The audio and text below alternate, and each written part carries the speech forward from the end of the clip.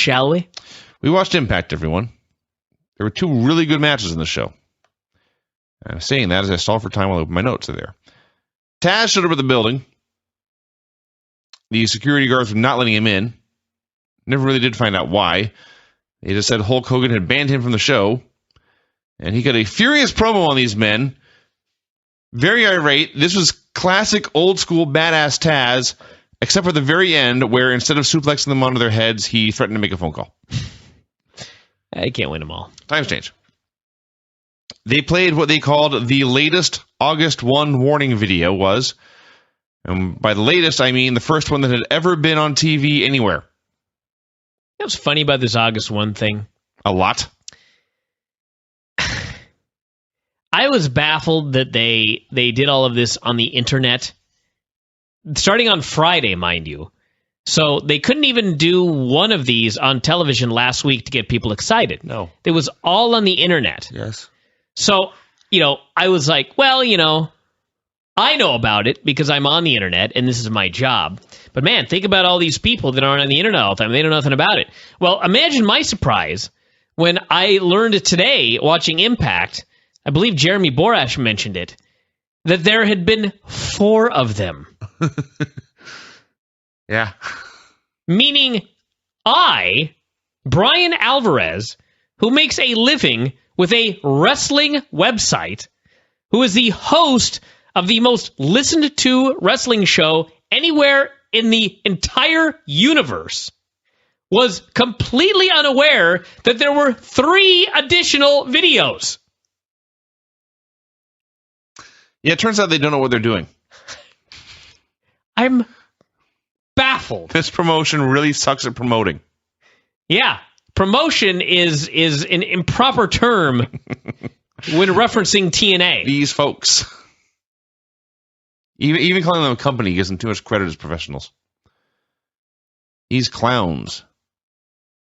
So they showed this video, first time it was ever on TV, and there was a shadowy figure and distorted voice, and it looked like a C+ high school video editing class project. El Tito's out of money, remember? Apparently. Austin Aries came out for a promo. He congratulated Chris Sabin on his championship win. He vowed to win the BFG series and challenged Sabin for the title. Talked about wrestling AJ Styles for the first time on tonight's show. Said AJ had carried the company for the last 10 years, and he was going to carry the company for the next 10 years, and he'd prove it tonight. This is all fine and dandy. He started to leave, and Bobby Roode came out. And I like Bobby Roode. I don't know what happened here. Maybe they just gave him crap material. But Bobby Roode talked for like 2 minutes and said nothing interesting. Nothing of any value at all whatsoever. He did say one thing interesting. He said he was going to go back to his roots, and he was going to do what he did to win the world title. He did say that. That was relevant by the end of this and it was show. A true statement. Yeah. Literally. So, eventually he stopped. He was quite dull. And Aries just said that he hoped Roode made the tournament finals so he could beat him again. And he left. It led to Bobby Roode versus Hernandez. You recall last week, Hernandez lost to Anderson when he missed the Air Mexico dive, splattered on his face, and Anderson hit his finish and pinned him. Like a lunkhead. Yeah. So this week, Hernandez missed a top rope splash and landed like a fish in the middle of the ring. And Roode immediately put him in the crossface. I thought they were going to make Hernandez lose in the most humiliating manner possible 2 weeks in a row, but it was not to be. Match continued, and Roode hit a low blow behind the ref's back and hit a cradle, but Hernandez kicked out. And Roode started throwing chairs into the ring. For some reason, the ref took like 20 minutes to get these chairs out of the ring, and in that time, Roode found a beer bottle under the ring, broke it over Hernandez's head, and then he pinned him. Because that is, in fact, how he won the world title. So I guess that's how it's going to be his finish in all matches now. Beer bottle to the head. Sure hope not. The only thing I liked about this finish and this whole development is that after counting the pin, the referee noticed there were shards of glass all over the ring. And he looked to Roode as if to say, where did these shards of glass come from? And Roode pointed up to the sky, as if it had been raining glass from the ceiling. Yes. That was funny. Main Event Mafia were walking around backstage. Rampage Jackson got to say, oh yeah. ODB said she was wrestling Gail tonight. Eric said he could not be out there with her because he was dealing with Joe Park. He explained to Joe that when you wrestle, you bleed, and then you snap, and then you lose, but tonight you're wearing this. It will solve all your problems. He handed him a little package. Chris Sabin and TJ Perkins had a terrible, terrible, terrible promo segment. Phony, unbelievable, unlikable, bad dialogue, badly delivered. I want you to give your best, man. And TJ talking about, I was nothing as TJ Perkins by putting this mask, and look at all I've done. All right, see you next week. Okay, bye. I may have put too much passion and energy into that. This sucked. A Bound for Glory series match, Jay Bradley versus Joe Park. These are the two jobbers of the tournament. They are there so everyone else can get wins. It still went on for a very long time. Bradley cut a promo saying that if he hit his boomstick, he'd get some of these. His boomstick. He'd get some of these, and he held up 7 fingers. Is that how many points you get for a pin? Yes. I see. I'm trying to figure out what the hell 7 meant. So the big secret for Eric Young, his big secret weapon for Joe Park was boxing headgear. So he couldn't bleed. So Bradley controlled the entire match. Yanked at the headgear once in a while. What a plan, by the way. Yeah. So Joe made his comeback and got a Boston Crab, but Bradley got the ropes, and they just kept on wrestling. And Bradley tried a backbreaker, and Joe Park is huge, and I thought Bradley broke his own leg. And then finally, Bradley tried his lariat, but Park caught him and hit a Samoan drop for the win.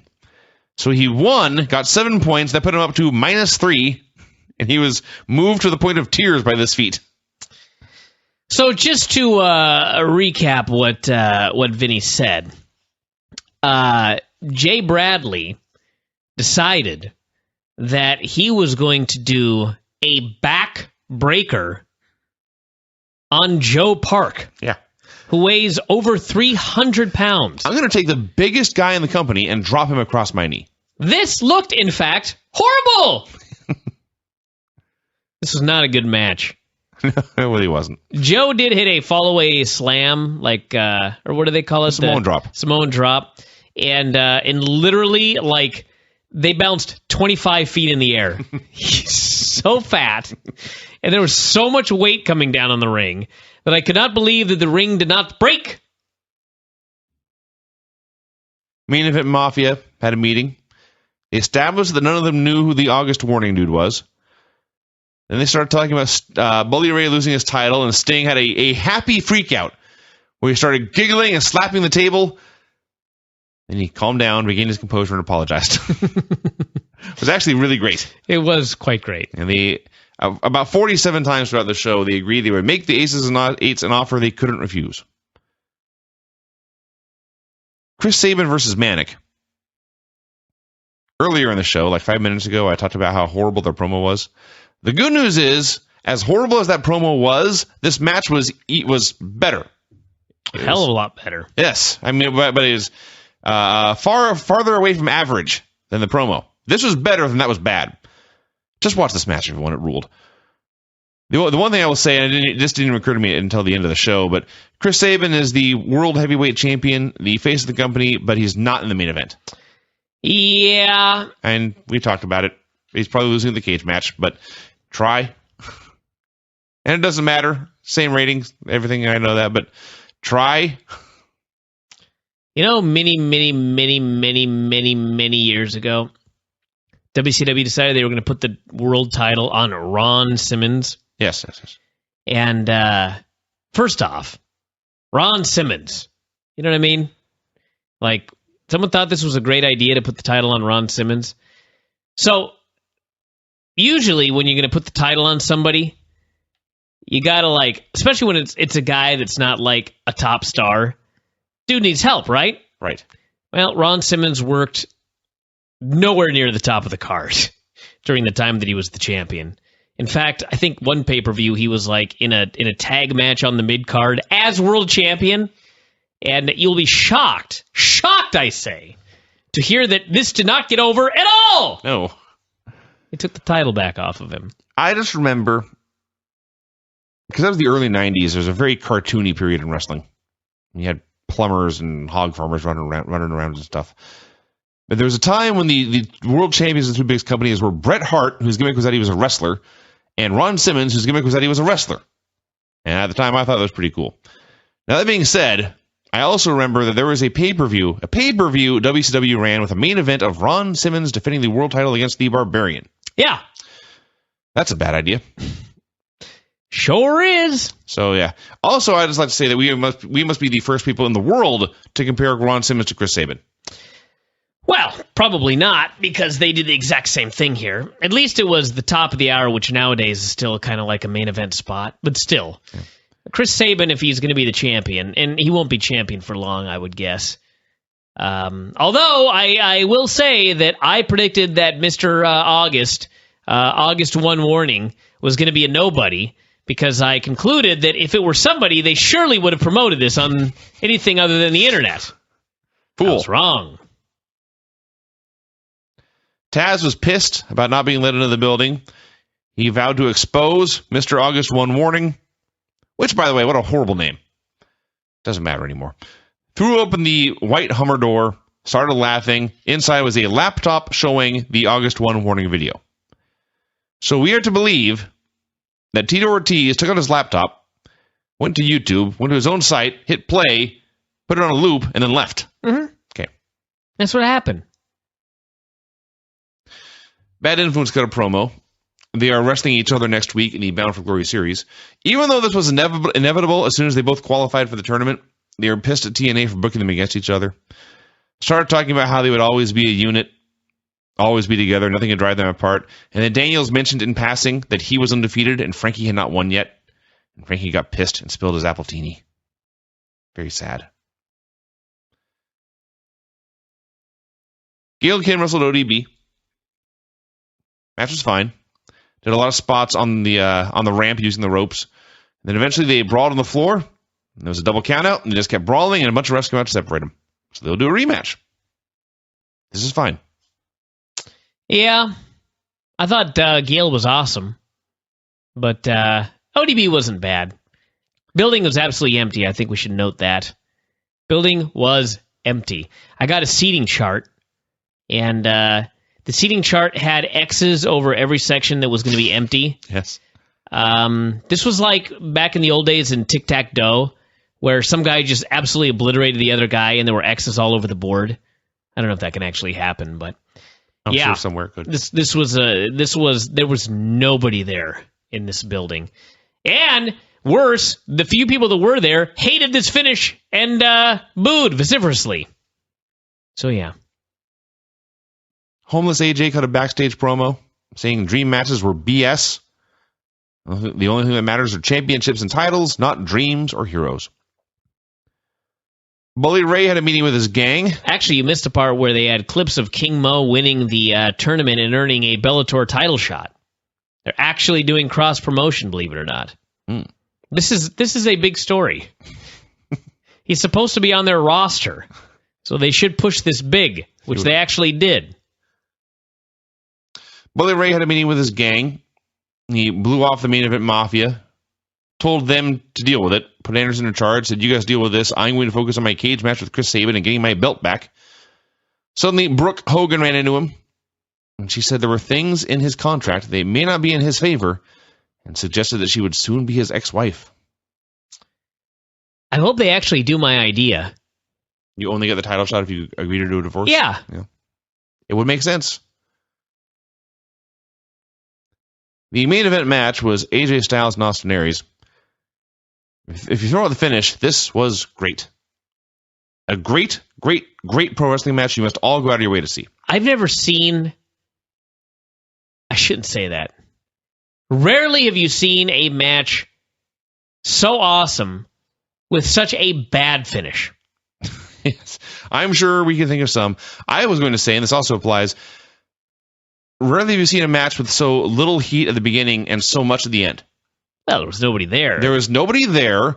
Austin Aries is a heel. AJ Styles is whatever the fuck AJ Styles is. But this match ruled. So everyone was going nuts. Well, the 7 or 8 people who were there. They had a great match. It was a really great match, actually. And then they had the finish. And sometimes you'll see like a really great match, and the idea that they have for the finish sucks. Like, oh man, I just realized that we booked this match, but I don't want either guy to lose. Oh, you just now thought of that? Huh. All right, well, what are you going to do? Oh, let's do a DQ. Let's do a count out, whatever. That's not what they did here. We actually got a finish, which is why it's even more baffling. Be one thing if you had like an awesome match between these two guys and then you did a count out or a DQ or something like that. But they actually decided to have a finish, which was AJ pinning Aries. I'm sorry, Aries pinning AJ. And so they decided to do the old double pin where one guy gets a shoulder up. But like, close your eyes, everybody, and imagine 10 different double pins where one guy gets his shoulder up. I'll give you 10 seconds.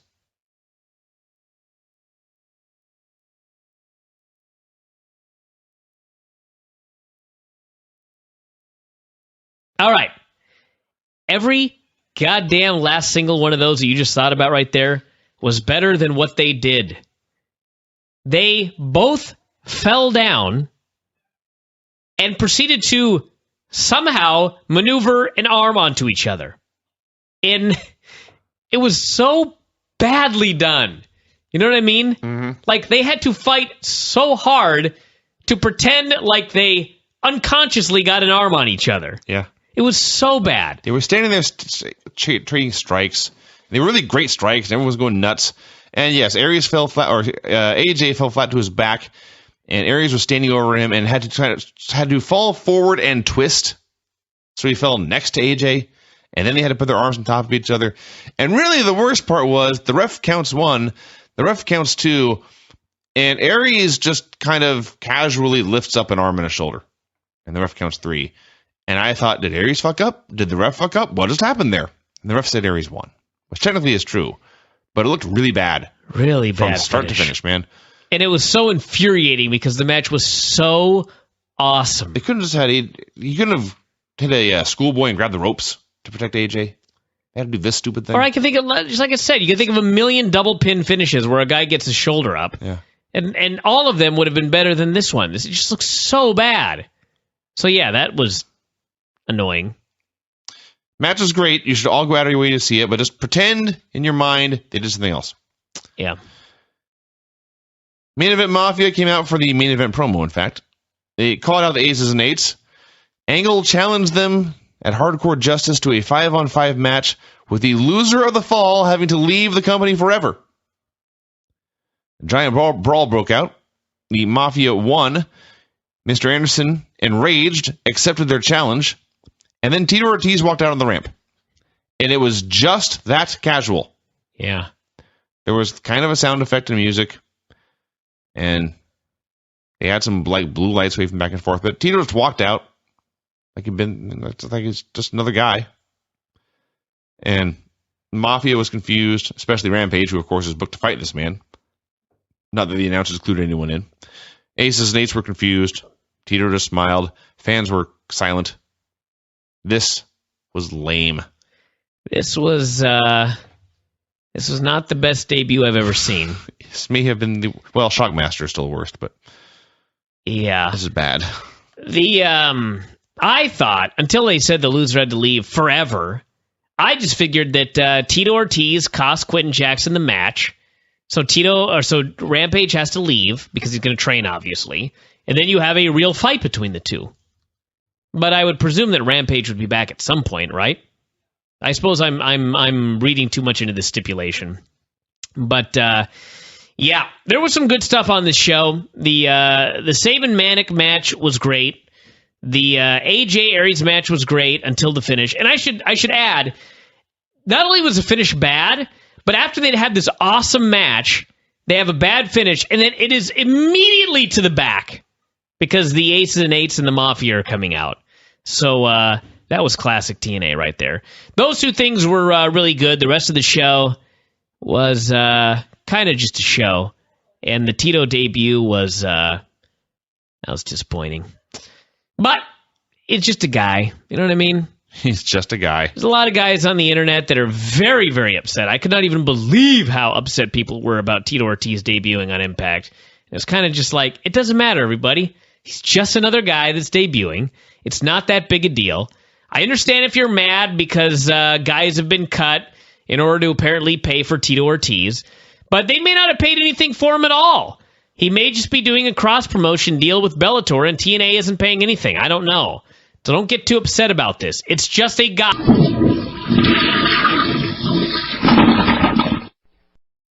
Taz and the Aces and Eights kicked Mike Tenay out of the building. Yeah! Then he went down and they harassed Jeremy Borash. Not excited? I'm doing my best. Why? What's happening here with these announcers? I don't know. What kind of storyline are we getting here? I don't get it. Where's Dixie to put Mike Tenay back, for example? Well, they announced Hulk Hogan was away at a meeting with the board. I did love that. They tape one goddamn show every 2 weeks, and Hogan can't be there for it. They had to schedule the meeting with the board on a Thursday night during their weekly television program at 10 p.m. Yeah. Well, go on. So Bully Ray cut a promo, said he was not afraid of Tito Ortiz. He called Chico. He did call Chico. He was threatening you. Yeah.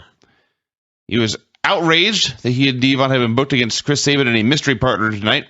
Then he said the mystery partner would be one of the guys in the main event Mafia, which really cuts the candidates way down. He vowed to regain his title in the cage match. Especially since two of them were wrestling already. Yeah. He won in 3 chance, and you still got it wrong. Called Sabin out for his contract signing. Sabin came out, cut a stupid promo. Said, "You're so full of it, your eyes are brown, and your breath smells like feces." Exact words. That was his quote. Sucked. Can't believe they put this on TV. He was rambling on about how Bully Ray had lied, and Sabin had beaten him, and it was a fair win, and he was going to beat him again. And Bully Ray took the words out of my mouth when he said, blah, blah, blah, blah, blah, blah, blah. This is Impact, everyone. So Brooke came out with the contract. Here was where she said her dad was out of town at a meeting. She had a statement from Hulk that began, "Brother, they were going to hold Bully to, quote, the letter of the law in all of his contracts." They weren't doing that anyway? Isn't that what contracts are for? Not in this town. So apparently, in Bully Ray's contract, I don't know why he agreed to this clause. Well, this is the funny part. Tell him what it said. If he loses the cage match to Chris Sabin, then he can never challenge for the championship again. Now, if you didn't see the show, this contract clause that Bully Ray was unaware of, I'm going to give a multiple choice quiz here. Do you think that A, she revealed this clause before he signed the contract, or B, she revealed this shocking clause and then he signed the contract? I must disqualify myself because I watched the show. If you voted B, that she alerted him that he had not read the contract carefully, and he should be alerted that if he does not beat Chris Sabin, he can never, ever, ever, ever get a championship match again. She alerted him to this before he signed the contract. Mm-hmm. He then proceeded to sign anyway. Yeah. Sabin's going to look like such an idiot next week. Yeah. This poor guy. Yeah. And he looked like an idiot here because Brooke Hogan decided, I'm going to come out to the ring in high heels. Yes. She looked twice his size. Yes. This segment was no good. No, and it went on for a long time. Samoa Joe wrestled Jeff Hardy in a Bound for Glory series match. He looked like a child. No. An old child. That's the thing. He looked like, who was the old hobbit? Oh, Bilbo. Bilbo. He looked like Bilbo Baggins. He does look like Bilbo Baggins. When he was 101 and hadn't had the ring in a long time. He's wearing the belt, like, strapped around him, but not around his waist. It's going, like, over his shoulder and strapped behind his back. I assume because it's so big, it won't fit around his waist. Think if he about that. It would just drop to his feet. Everything they're doing with this guy makes him look tiny. This is not good. They need to put everyone else in a box when they're around him. Just go all the way with it. He is the Hobbit World Champion. They should have signed those two guys that fought at UFC 163 that look about 4'8". They could have told Bully about the contract and Sabin. Then they would have both looked big. Very short guys. Legit hobbits. Anyway. So Samoa Joe was wrestling Jeff Hardy, and Mr. Anderson was doing commentary for this match only. He was out there with Taz and Tenay. And Joe's working him over. He's doing a bunch of submissions. And he puts on a chokehold, and Hardy is struggling. And Anderson gets up from the announce desk, and he looks at Joe. And Joe sees Anderson 20 feet away and panics and lets go of the choke. And then Hardy rolls him up and pins him. He stood up. Anderson stood up, which distracted Joe so badly that Jeff Hardy did a jaw jacker and a cradle and pinned him. This was not very good. No. The match was good, but the finish was goofy. Yeah. And my cat completely distracted me. Your cats were a million times better than the show tonight. Tiggy decided to chase ghosts. In a completely out of her mind manner. I thought, based on her behavior, there was something stuck in her whiskers, and she thought it was a bug flying around. It's possible. So she would chase it, but then, of course, she'd move her head, and it would move. It's also possible there really was a bug in the house, because of the three cats, her vision is astonishing. The smallest little bug can be flying around, and I can't see it, and Whitney can't see it, but she is lasered in on it the whole time. So it's possible there was a little bug in the house, and she was just going out of her mind. It was very exciting, though. Up and down, doing flips. It was great. Climbing up the cat tree. Climbing the cat tree and looking at the bottom of it. We got we got two cat trees. One of them is a scratching post, actually. And it's if you just point your fist straight up in the air, that's as big around as a scratching post is, and it's about 2 feet high. And she was running up it and standing at the top of it. I don't even know how she balanced, except she's a cat. And she was standing there, and then she'd flop onto her stomach and be draped over the top of it, which looked like she was being impaled, and then just being crazy. It was way better than this match. Yeah. Daniel's got a promo. He was facing his tag team partner, Kazarian, tonight. He was all business here, said, I'm more experienced than Kaz. I've been more successful in my career. I am 3-0. He's 0-3. This is not his night. This is my night. He left. Anderson wrestled Magnus. So they're doing this match. And Anderson gets the heat, and Magnus does his comeback, and Anderson cuts him off, and he's going to hit the mic check and win when Bobby Roode appears with a steel chair. And everyone was perplexed. They all just looked at him for a minute, and then he turned and he started whacking Anderson with the chair. And he left. So this means Mr. Anderson won the match by disqualification. This means that Magnus, who had nothing to do with any of this bullshit, lost 10 points. Yeah. I know I shouldn't care because it really doesn't matter. But this is so dumb. I mean, I understand what they're trying to do, but as a viewer, it's so dumb because it should have just been a no contest. The idea that a perfectly innocent man can lose 10 points in this tournament because a heel obviously was trying to fuck him. I mean, you just rule it a no contest and nobody gets any points. I don't even know why I'm fixated on this, but it was because I don't know. I mean, I'm sure that Rude's going to come out every week and he's going to cost Magnus 10 points. So Magnus's gigantic lead will be, dropped down to nothing. Hopefully he still ends up in the Final Four or something like that. But, I mean, I hate to say it, but I'm going to say it. If this were real, this would never happen. It'd just be ridiculous that the idea of this could happen. But it happened here. And then they go backstage and Rude guarantees he's going to keep doing this. That's correct, yes. And then Magnus goes up to the ref, and Magnus is like, I don't care. I'll get him back. You moron. Yeah, that did not do much to build to a rematch, did it? I realize that you can't have a whining, crying babyface. He could vow revenge. Or just not interview him. Well, you could just interview the damn ref. You could say, ref, I understand you do your job, but Rude, when I get my hands on you, we're going to tear you limb from limb. That's right. And ref, if you do this again, I'll kick your ass. Robbie E. and Jesse. There was a show about a month back where we missed the second half because your TV blew up. But on the second half of that show, they formed a new tag team called the Bromans. So the Bromans are having a discussion backstage when Mickey arrived. Turned out they had a 6-person tag tonight, and she said she needed to win. They said, this is the bro locker room, you have to leave. I already love this duo. Sabin met with the Main Event Mafia.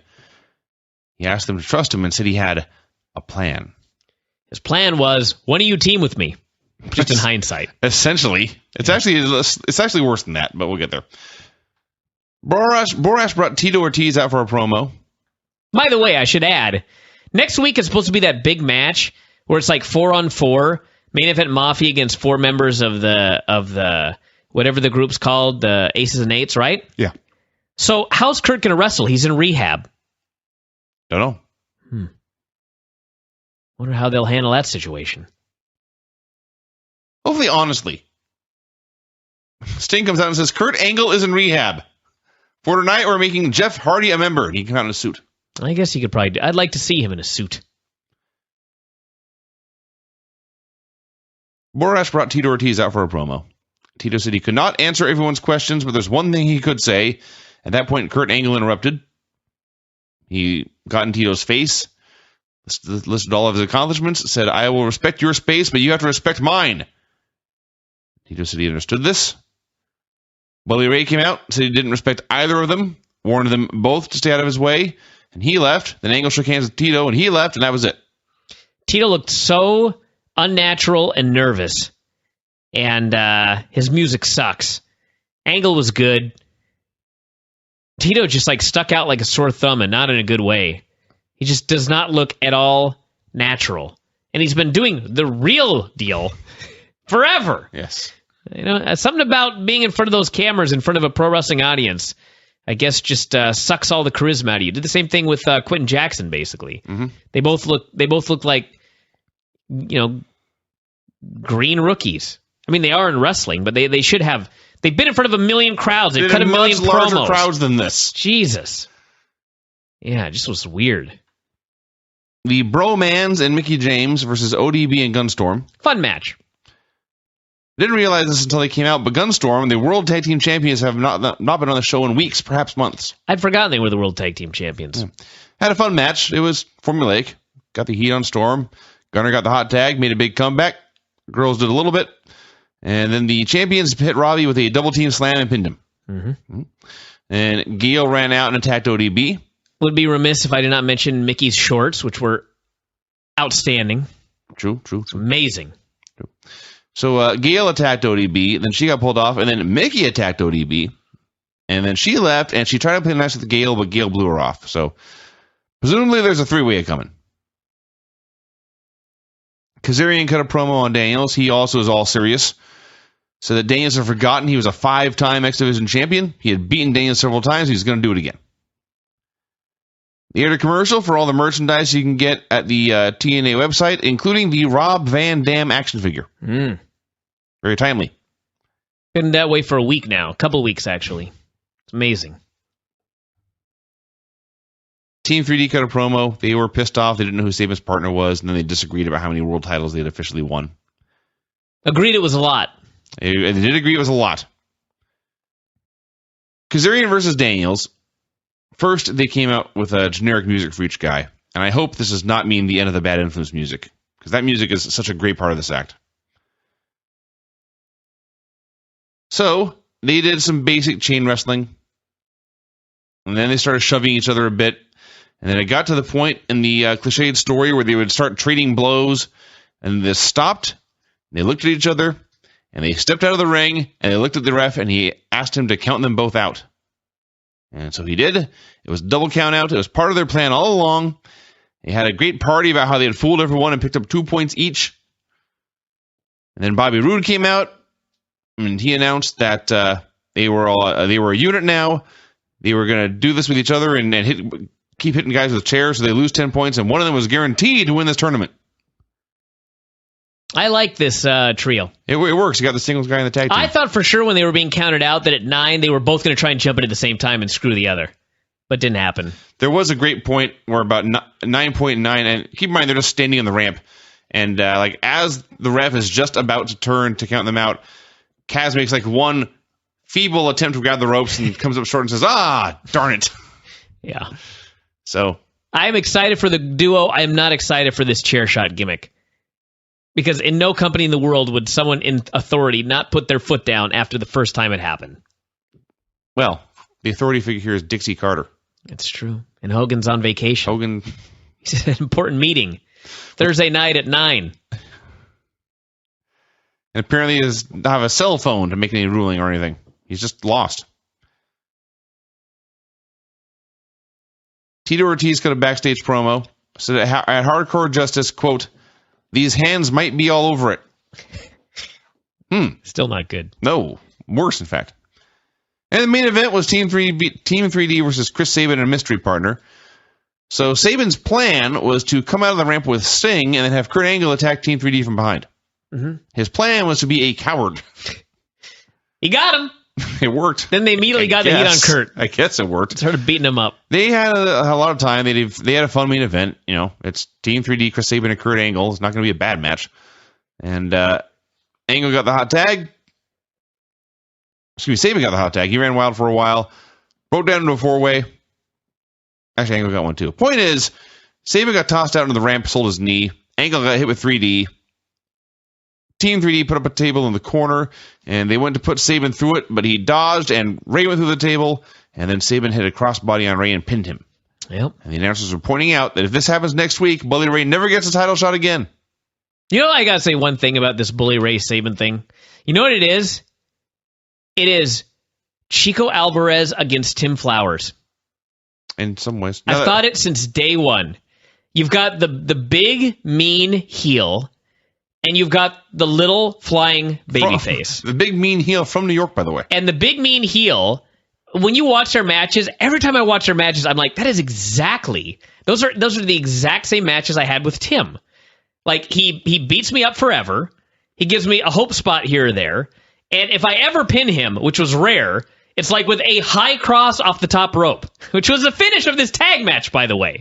You know, I just, Sabin works a certain kind of match with a certain kind of person. And the Bully Ray Sabin feud has been such an old school, wacky pro wrestling style. I don't even know how to even explain it. It's just old school, you know? Like, Sabin isn't doing any of his crazy spots. He may do like an enziguri here or there. But Bully is like, I mean, the matches are exactly like Tim used to do these. Exactly. It's kind of, when he did that high cross off the top, I was like, this is going to be the finish, because it's exactly how Tim would have me pin him if we did a match. I would do a high cross off the top rope. And it's exactly what they did. So I'm having flashbacks to 1999 every time I see this feud. When I had that feud with Tim and we had like 50 matches, and every single solitary match was like Bully Ray versus Chris Sabin. Although I never got the title and Sabin did, so he's got one up on me. So this is the Hardcore Justice show, which is no longer on pay-per-view, because it's just not. They were in Norfolk, Virginia. Fine crowd on the show. And as they panned the crowd, there was a guy in his 60s who was holding up a toy championship belt. Opener was a four-way ladder match. Austin Aries versus Frankie Kazarian versus AJ Styles versus Jeff Hardy. Winner got 20 points in the Bound for Glory series, and you could tell they got 20 points because the clipboard had a piece of paper with a TNA letterhead and the number 20 in giant font. That's right.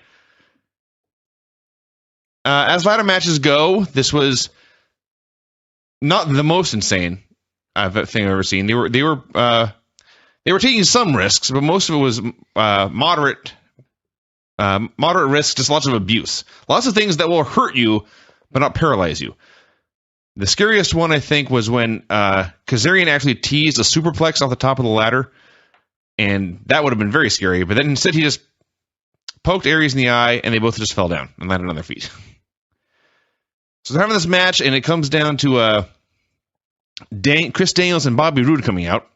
They distracted the ref, because you can't have the ref calling for a DQ in a four-way ladder match. And they interfered, and Kazarian got the contract, so this trio is helping each other win all the matches. It was a very good match. Yeah, they distracted the ref. I don't know why. Sabin cut a promo backstage about watching Team 3D put men through flaming tables before he even broke into the business. Said he was the world champion, he'd already beaten Bully Ray twice, and he vowed to leave the building still champion. Famous last words. By the way, in that opening match, throughout the show, they had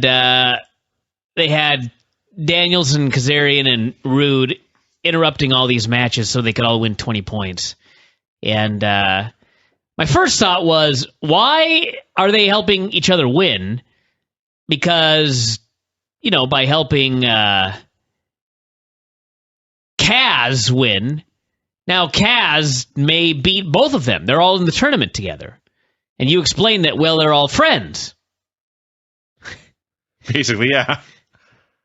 Now, this is fine if these are baby faces. But we are dealing now with unselfish heels. Yes. Heels committed to a cause. That's a likable trait. Loyal to each other and willing to make sacrifices. This isn't about themselves. It's about the betterment of the group. Same with aces and eights. Well, they do have arguments here and there. They're all working together for a cause. It's wacky. Dixie Carter and the Main Event Mafia were in the ring for a promo. They announced Kurt Angle was in rehab, and they all supported him and wanted him to get well soon. Rampage Jackson was in the ring in a suit with a camouflage blazer. Amazing. Anderson came out with the aces and eights. They went back and forth for a while, and Anderson bragged about how he was going to end one of their careers next week, and Magnus fired back at him. They would find some replacement, even if they had to grab somebody out of the audience. The audience cheered this idea, and then a brawl broke out, and the aces and eights had the man advantage, and so they won the brawl. Gail Kim versus Mickie James versus ODB in a three-way. They did make sure they had two dudes beating on Quinton. Hmm. And it was 5-on-4, and I think it was just easier to have two guys attacking Quinton, not make him look weak. Right. Plus, one guy could explain how to sell while the other guy was kicking him. Act like it hurts. Gail versus Mickie versus ODB. Non-title three-way match.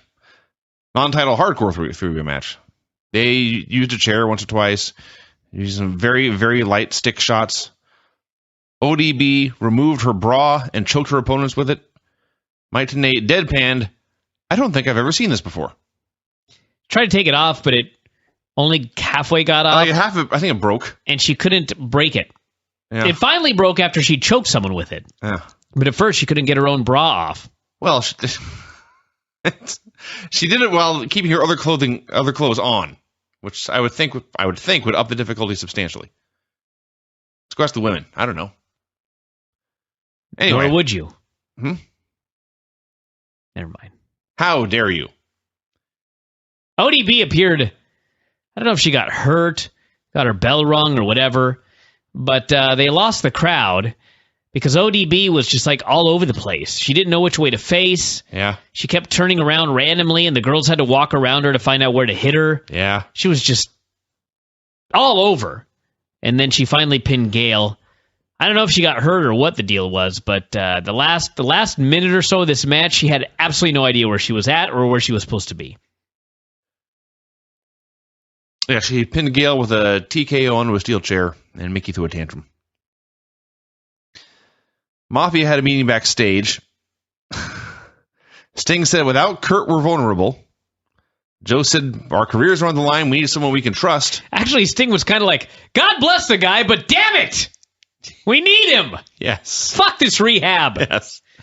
So Sting said, look, Magnus, I know you hate him. Joe, I know you hate him. Rampage, if you knew him, you'd probably hate him, but we need Austin Aries. Mm-hmm. And he went to recruit him. Next segment was Sting trying to recruit Austin Aries. It did not go well. Rude cut a promo saying his plan was working out.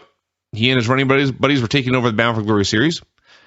Sting returned to the main event Mafia. He walked in and said, now I hate him. He said no. Mm-hmm. That was awesome. Rampage said he had a solution. He was going to go address it in the ring. Sting sent Joe to go with him. Bully Ray was on the phone backstage. There's a lot of talking in a row. Yeah. Didn't notice this when watching it. They only had 4 matches. Yeah. Bully Ray was on the phone backstage. Said he was going to regain his title. Then they were going to go home and celebrate. Next week they would tell the world the truth. And they closed saying, I love you too, Brooke. Swerve a-coming. Oh, yeah. Uh-huh. This bastard. He's trading up, everybody. Sure, he came up with a great idea. I bet he did. I know how to solve this problem. Listen to this. He is a veteran. He has been around. So Rampage and Joe hit the ring for a promo. And actually, Joe was just there. Rampage explained that the MMA fans had called him a sellout, but he had always loved wrestling. Classic Rampage promo. It really was. He's a victim. Yes. Every Rampage promo I've ever heard. So he loved wrestling. He loved TNA. Main Event Mafia was his family. But he did not come here to get his ass kicked by guys on mopeds. There are actually some boos when he started talking. But by the end of this segment, they were all cheering him. Mm-hmm. So good for Rampage. Rampage. He did a lot better this week. And he absolutely blew away Tito on this particular show. He said he had an old partner who he was going to fight in November. An old training partner. He's going to fight in November. But he needs help right now, and he called out Tito Ortiz. And Tito came out and said, look, Rampage said, we're going to fight in November, but that's a sport. Right now I need your help in this fight. He said, I helped you train a lot for your matches. You owe me a favor. I want you to help us against the Aces and Eights. Tito said he was the longest reigning light heavyweight champ in MMA history. He had kicked many a butts across the country. Many a butt. That's what he said. That's what he said. I've kicked many a butts. It seemed like he was going to accept when Bully Ray interrupted, came out to Tito's music. Yeah, they played Tito's music on accident when Bully came out. Mm-hmm. Way to go. Ray threatened everyone in the ring, threatened to make Tito his Huntington Beach bitch. Tito was fighting to get at Ray, and Joe and Rampage had to hold him back, and Joe was also fighting to hold back laughter. This is actually a really fun segment. Rampage. I wrote that Rampage and Tito fit into the mic, but Rampage was better. You were correct. It led to, since they were out there anyway, Anderson versus Joe versus Magnus versus Bobby Roode in a tables match. I'll make you my Huntington Beach bitch. Mm-hmm. I can't believe nobody's ever used that in mixed martial arts for Tito. Maybe somebody has. I just someone must have. Just overlooked it, but yeah, that's a pretty good line. So Joe and Magnus are tag team partners in the same stable, so they did not fight each other here in this match. They refused to punch each other or kick each other or anything, but they were doing everything they could to try to win before their partner did. Turned out that plan failed. So they brawled a lot, and there was one point where there was two guys brawling on either side of the ring, and the director managed to constantly focus on whichever brawl was least interesting. That's right. There was they did a spot where I guess Joe rang the ring bell on Rude's nuts, Rude's balls, and everybody went nuts for it, so to speak. And on the other side of the ring, Anderson and Magnus were standing there selling. Yeah, pretty much, yeah. And so all they were doing was kind of laying there selling, and the camera was just focusing on him. Nothing's happening. And all of a sudden you hear, ding, because he got hit in the balls again. But you didn't see it because they were focusing on these two men sitting there. I don't know how they missed this. Besides the fact that, it's TNA. It's TNA and it's live. Well, it is live. That's true, too. So Magnus made a big comeback. He has definite screen presence about him. And then Daniels and Kazarian returned again, and they helped Rude put Magnus through a table. Both of these finishes, by the way, involved an Appletini to the face. It's completely baffling because it is Anderson versus Rude versus Joe versus Magnus. And the heels come out, and Appletini is blown into Magnus's face, and then Bobby Roode pins him, which results in heel commentator Taz laughing and talking about how great this is. Yeah. Never mind the fact that his guy was in this match. Yes. Mr. Anderson. Apparently he forgot. Taz forgot whose side he was on. Yes. He was so happy that Bobby Roode had won. Meanwhile, by the way, I should note that in the ladder match, Taz, in the middle of this great ladder match, is talking about how he doesn't like the match because there's not a main event Mafia member in it. That happened, yeah. So then later, when there is a main event Mafia member in it, another guy wins and he celebrates. Oops. It was all factual. Crowd thought this match was awesome. They were wrong. It was good. Sting cut a promo backstage, and he was talking about Tito Ortiz, and he appeared to change his mind about 4 times in the course of this promo.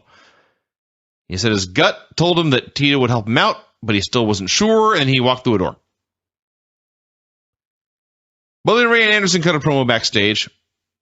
Ray was upset that Anderson had just lost his match, unlike Taz. Ray was upset. Anderson fired back, well, you dropped the ball, you lost to Chris Sabin twice, once in the title match, once in the tag match. They started shouting at each other, and Ray said, so you don't think I can beat him? And Anderson said, do you think you can beat him? And Ray screamed, I don't know! And there was awkward silence as Ray had admitted weakness. And they shouted at each other some more. Ray said his club had not been there for him when he needed them. Ray said, Anderson said, we're not your enemy. Ray said, you're not my ally either. This was actually really good. I enjoyed that. It led to Chris Sabin versus Bully Ray in a steel cage match for the world title. This was awesome. They had, I talked last week about how every time I see Bully Ray and Sabin wrestle, I remember all those matches I used to have with Tim Flowers. Because they're all exactly the same. A big New York guy beating up a skinny, long-haired babyface. Yep. Old school wrestling, a bunch of high crosses, a lot of high crosses, body slams, sleepers, and the little guy just doing a whole lot of selling. Yep. It's exactly every match I ever had with Tin. So when both guys come to the ring, and with a straight face, Jeremy Borash announces that Chris Sabin is 219 pounds, I nearly died. Because, again, every match I ever had with Tim Flowers, they billed me at 210. 210 pounds! Have you ever been 210 pounds in your life?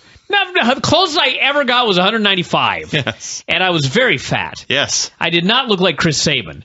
Whenever I looked like Chris Sabin, I was maybe 165 pounds. But they still billed me as 210.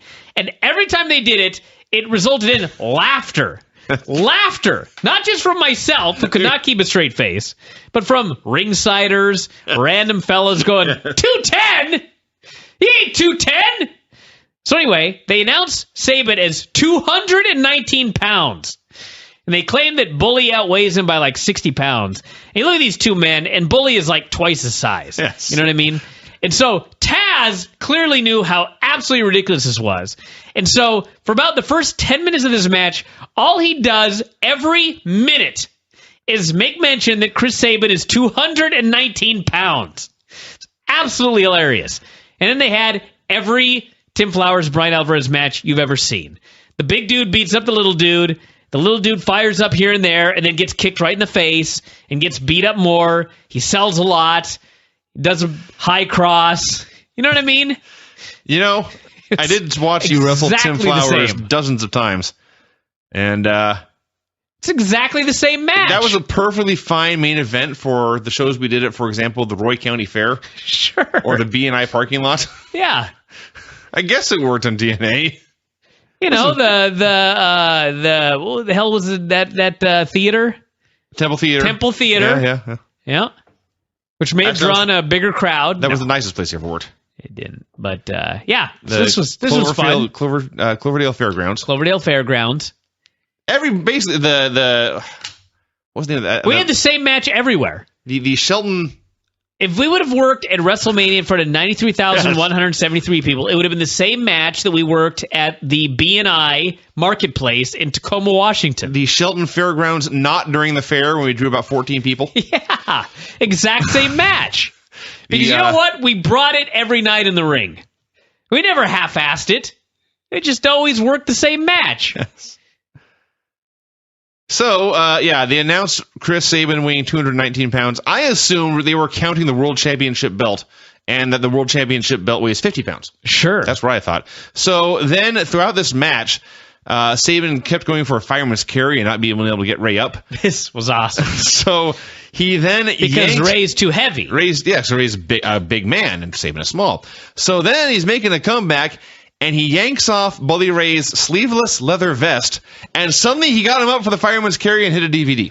At which point Taz is like, man, must be a heavy vest. It's like, you're wearing one, buddy. Tell us how heavy it is. So what we now know is that Sabin's belt weighs at least 50 pounds, but it still weighs less than Bully Ray's vest. Well, I've talked about this before.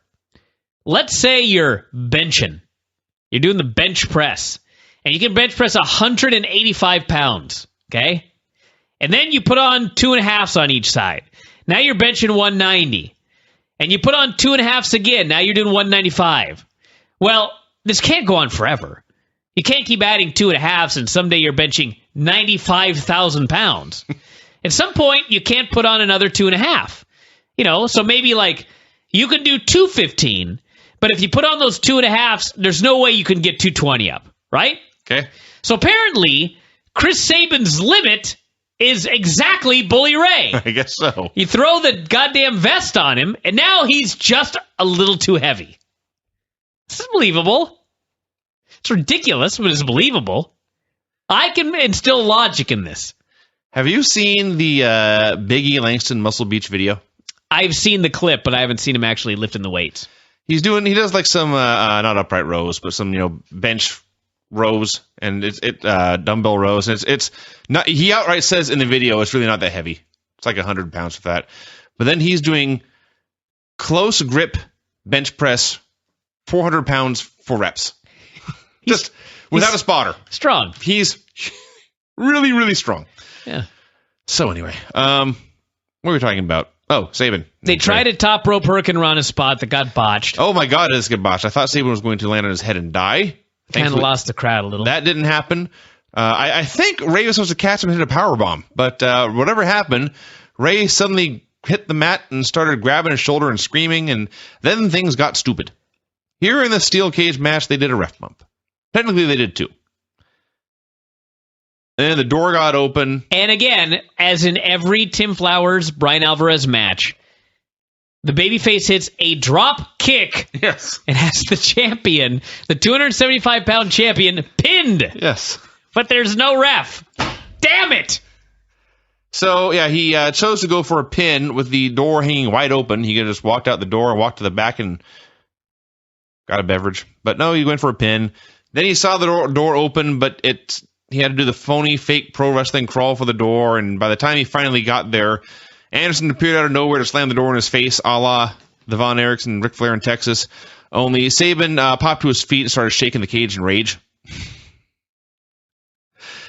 So then Rampage and Tito ran down, and Rampage threw Anderson off the ramp. But then Tito pulled out a hammer, and Tito Ortiz hit Rampage Jackson in the head with a hammer. This will lead to them having an MMA fight. This is a goddamn, I swear to God, weirdest thing I've ever seen. I know that these guys were training partners and friends, and I know that often, not often, but here and there, he'll have two guys that used to train together have a MMA fight.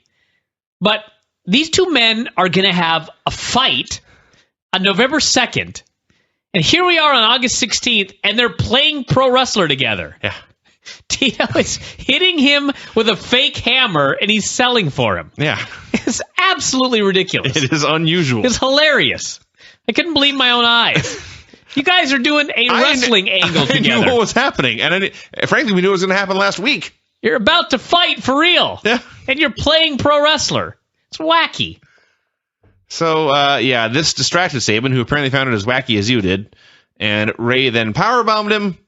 And the ref turned around and counted the pin. So Bully Ray is world champion again. He did throw him into the cage first, to be fair. There was a cage spot in there, too. Pinned him with a powerbomb. Bully Ray is champion. Chris Sabin's very forgettable, ineffectual world title reign is over. And we're right back where we were a month ago. Yep. Heel celebrated. So Tito and Rampage are there. But then they're going to blow that off in another company. The theory was espoused to me that the reason that they changed the 5-on-5 to next week was because they wanted to make sure to edit it because Tito and Quentin were going to be in the ring together, and God knows, not that they would shoot on each other or anything like that, but they both might screw up badly. They both don't know what they're doing, right. So it may need to be edited. Well, apparently those guys aren't in the match next week. Quentin is, but they do not put Tito Ortiz in the 5-on-5 match. So I guess they were just going to protect... I don't know if they really need to protect Rampage. I doubt he did a whole lot. But the mystery man, for those of you that are... fast forward if you don't want spoilers. The mystery partner is back to being a full-fledged babyface, AJ Styles. With how about that? No dark gimmick. He's apparently just back to babyface AJ. So there you go. Okay. There you go. So that was Impact, everybody. It was a fun show. Ladder match was really good. Main event was fun and wacky. Gale and ODB, well, it was what it was. And the four-way table match was fine. And we had some funny stuff. So can't ask for more than that, everybody. And there were a lot of people on the show that liked each other, unlike Total Divas. Unfortunately, they were the heels. But it's a start. These heels are Kazarian and Daniels and Bobby Roode are way better baby faces than Cody Rhodes. Oh, God, throw that out there. And they're not supposed to be, but they are. Impact. Bully Ray and Tito Ortiz walked into the building. Ray was on the phone with Brooke concerning their plan tonight. Mr. Anderson approached. He was upset that Ray had not told anyone else that Tito was part of his plan. Oh, I thought Lance was stepping in. Instead, he's stepping out. Ray told Anderson to take care of his own business and don't worry about him and Tito. Daniels, Kazarian, and Roode came out for a promo. They congratulated Ray on regaining his title, but said he now had a target on his back. They were all bragging about their wins. Daniels vowed to win his match tonight. Roode said they were 25% of the BFG series, but why settle for a quarter when you could be a third? This involved math, and the crowd, much like Bryan, could not grasp it. I didn't know what he was talking about. They made a sales pitch to Austin Aries, but then Gunstorm interrupted.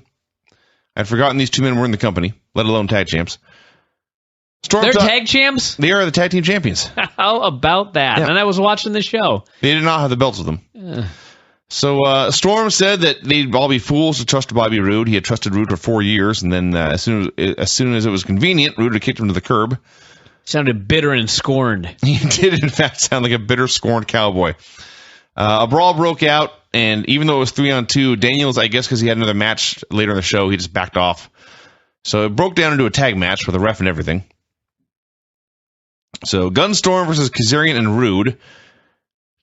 Mike Tenay welcomed us to Hardcore Justice Week 2. It's a festival now. Yeah, like the Great American Bash. Yep. They had a pretty formulated tag match. Storm got the hot tag, hit all of his spots, and there was distraction with Kazarian and a title belt, and it ended with Roode hitting Storm in the nuts and rolling him up for the pin. I hope this doesn't mean that Daniels and Kazarian as a team are done, but they all celebrated together, and that was that. Why would this mean they were done? Well, because it was it was Kazarian and Roode here. Well, Daniels was working later. Yeah, I'm hoping that's what I'm saying. I hope that's why. Don't read too much into this, Vinny. Right. You should know better. Backstage, Aries pointed out that he had turned down Sting in the Main Event Mafia last week. Now he was being recruited again. He promised to give Roode and his crew an answer by the end of the night. I wonder if since they turned AJ Styles babyface because that gimmick wasn't working, that now Aries is going to pop into whatever slot he had. It appears there's a vacuum there. They must have one guy who is neither a babyface nor a heel, and if no one's in that spot, the company just shuts down, I guess. Sanjay Dutt wrestled Manic in the official end of the three-way X Division rule. We all tried to count the moves in this match. I got to 7,000. I got 8 million. What did you say, Lance? I said 87. I was only counting the ones they hit. And Lance counted 87, only the ones they hit. So they did a lot of stuff very quickly. Manic found about 19 ways to drop Dutt across his knee, and one of them ended the match. I have in my notes here, all action, 8 million moves, Manic wins with move. Did I miss anything? I cannot find fault with that review. They also announced that all X matches are now one-on-one. Yes. Which is... multi-man matches banished. Yeah, so it's... Ultimate X, never again? That's right. They can never do Ultimate X again? Yes. So, yeah. It's like on the surface, good because all three ways sucked. But you think about it, it's like, what if they need to do a three-way or an Ultimate X? Or I think we're reading too much into all X matches one-on-one, but that's what they said. That is what they said. All X matches one-on-one. Mr. Anderson met with the rest of the Aces and Eights. They asked what Ray had said, and Anderson said that Ray had basically said he wasn't helping them tonight. So they said, all right, we've got the Main Event Mafia is down 5-4. We'll beat one, send them out of town, and then it'll be 5-3. And it was a fine promo. We all noticed they were all incredibly sweaty. I I don't know if they were sweaty. They were just all wet. Just like they just either ran a marathon or swam a mile. I just picture, honest to God, I swear to God, this is what I picture in real life, that they all had spray bottles, and right before they started to shoot this, they all decided to spray themselves down just to be wet. Right? I like my idea that they went swimming But I mean, in real their life, jackets. why were they all wet? Swimming. Forget the swimming, you idiot. No. In real life, when they were about to film this, why were these men all wet? It looked like they had done the match and then filmed the promo. I don't think so. I don't think so either. But that's what it looked like. I think they just all decided to spray themselves down so they'd be wet. Just for the hell of it. Because that's cool.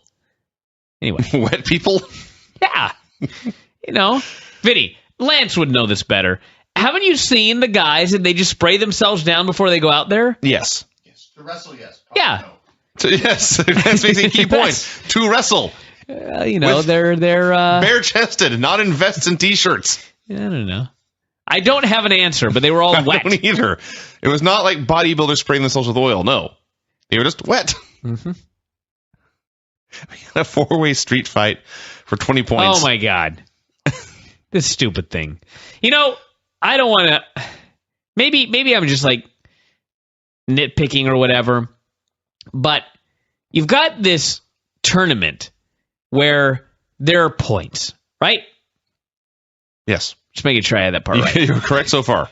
So if you submit some dude, you get 10 points. If you pin him, you get 7. And from there, I'm completely confused. Like, you lose via DQ. The only thing I know is that if you lose by DQ, it's minus 10. Okay, minus 10. Because Magnus lost 10 points because he just stood there. You get 2 for something or other. But anyway, the point is, there are these points that you garner, right? Mm-hmm. So as the thing gets going, now all of a sudden they're throwing in matches where you can get 20 points? Yeah. Doesn't that kind of I don't know. Yes, especially because we just watched the G1 Climax where every match is weighted the same. It felt stupid that this whole thing started with Bobby Roode going 0-4, and then he won one match and then a 4-way match for 20 points, and then cut a promo about how I'm in second place.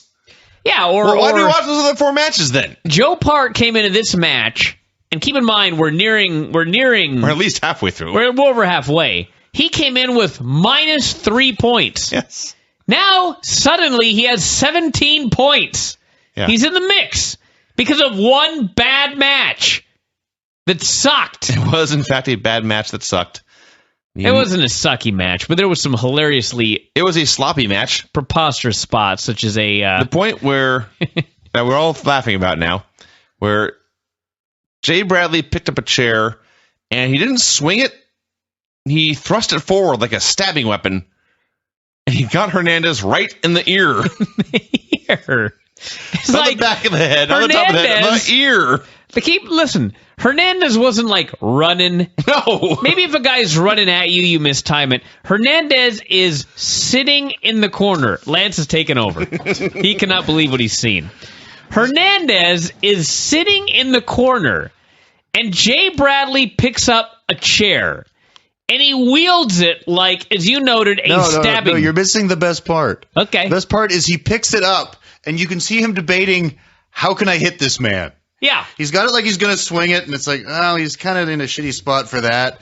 And then he, debates a little bit more, and after, 10, 15 seconds of serious debate, he decides, I'm going to take the hardest edge of this thing and jam it into the side of Hernandez's head and clip him right in the ear. In the ear! From behind. So Hernandez has no idea what happened and why he got bashed in the side of the head with the hard edge of the chair. Think about what Hernandez looks like. He's a brick shithouse, as they say. He's got a giant, trunk. You know what I mean? There's so much stuff to hit. And you chose to strike his ear with the edge of a chair. And then we're watching this for another 5 minutes as Hernandez is constantly grabbing his ear. Fuck, my ear. And he never really got the chance to recede him, which is what I was really disappointed in. He ran into him one time, but that was not nearly enough. No, it was not. They had a wild brawl.